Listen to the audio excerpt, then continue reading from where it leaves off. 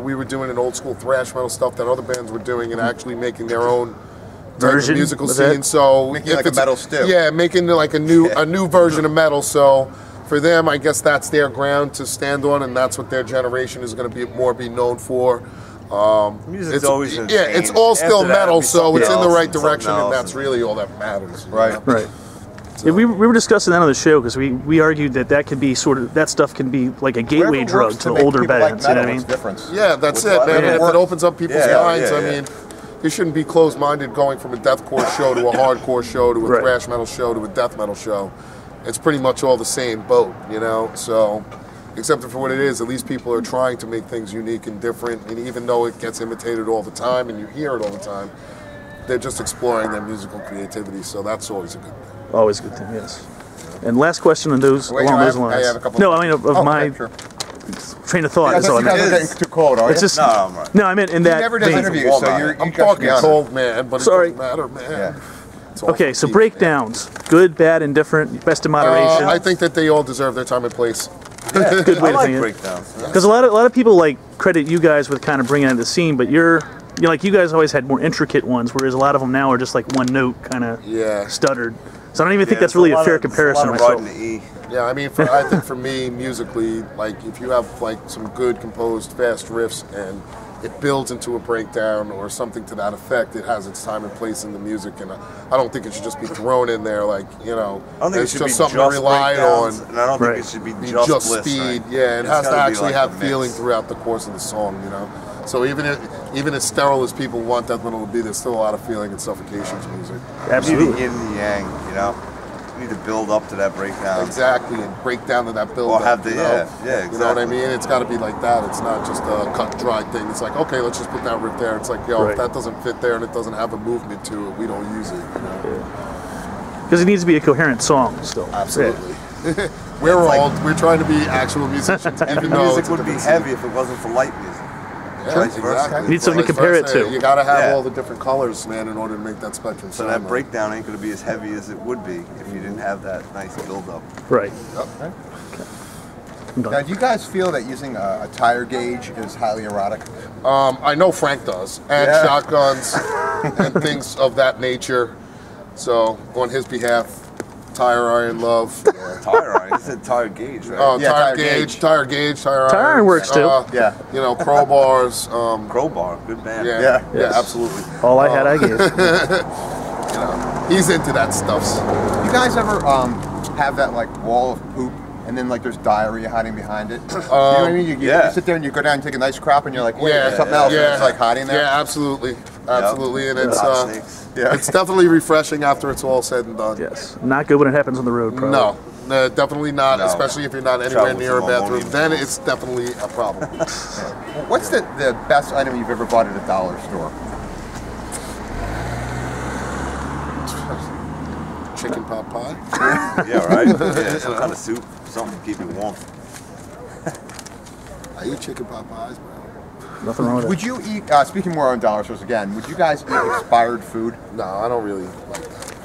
No expired food? No. I mean, I'll buy it when it's not expired. If it expires in my freezer, I'll eat it. Probably depends on what it is. Like mayonnaise, how hungry and broke I am. Yeah, exactly. We need to get a can of soup somewhere along the way. What's been your worst dental experience? My life. Root canal, chipped tooth, painful, fucking painful. But after they root canaled it, it was nice. Yeah. You know, I was like, yes. You ever have to go back again for a root canal? I had a lot of that. You know, from time to time, you end up with a tooth problem. You know, you go to the dentist. I was actually in the dentist chair when the fucking towers went down. Yeah. Really? Yeah. I was sitting there, they had the TV set in there, and I'm just like, my mouth's open, they're working. I was like, because I woke up to listening to, I had my alarm set up to my radio, and Howard Stern would come on. And I'm hearing him talking about shit with the towers and stuff. I thought it was a joke or something. I turned on the news, I was like, holy shit.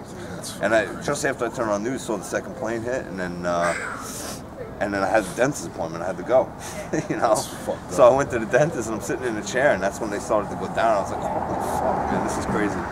Anyway, that's some funny shit. Who would you think that you would get a 9/11 story from a story about molars? Yeah, molars. Yeah. That's the great thing about this show. Hey, that's where I was. Man. That's real, man. That shit sucked, man. It's not cool. Do you remember where you were when it happened? I was going to a funeral.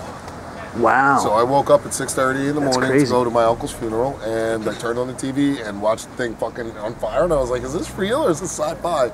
And then I seen another plane crash into it, and that whole day was just fucking crazy. You know what I'm saying? It was nuts. It was sad. It was bad. It was sad on all accounts to me. But my mom was on one of those tour buses going down to like Atlantic City, whatever. She was on the bridge and saw the shit. Yeah, that's fucking They stopped crazy the shit, bus on the bridge. I got phone calls from friends running fucking out of that plume of dust that fucking came. They called me up. They were like, "I love you, man." You know, like literally, it was for real, man. Yeah, my sister was for real. Upset and everything. Seriously, it's crazy how shit happens because I took my first family trip to New York City. I took my son and my wife there because my son had never been there. So we go there, and it was the day. It just so happened to be the day that the guy was shooting recently at the Empire State Building. Shot that guy out front of the building. Yeah. So we're driving over the bridge, and my wife goes like this to me. She shows me the Facebook, and she's like, "See this?" I'm like, "Oh my God, when did that happen?" She's like, "That's happening right now." I'm like, "Oh, maybe I got like really paranoid that it was like another thing." Yeah. Yeah, and then it was like probably like 6 weeks after the towers went down. I was driving down south with Loretta to go to her family's house, and we drove past the Pentagon. And like when we drove past, like you've seen it on the news, but when we drove past it was like, holy shit, it's fucking huge. Like there's just the hole and the amount of shit that was going on there. I was like, wow, this is big, man.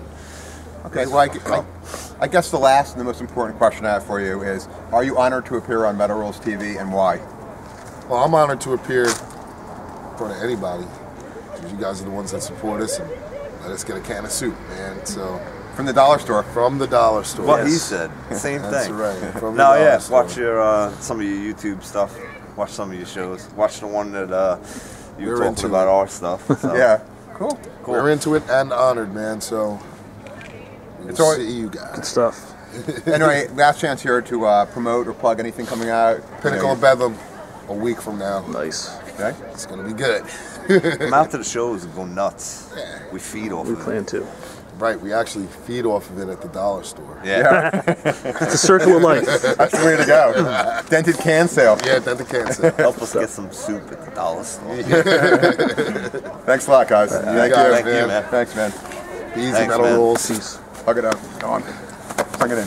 Thanks, guys.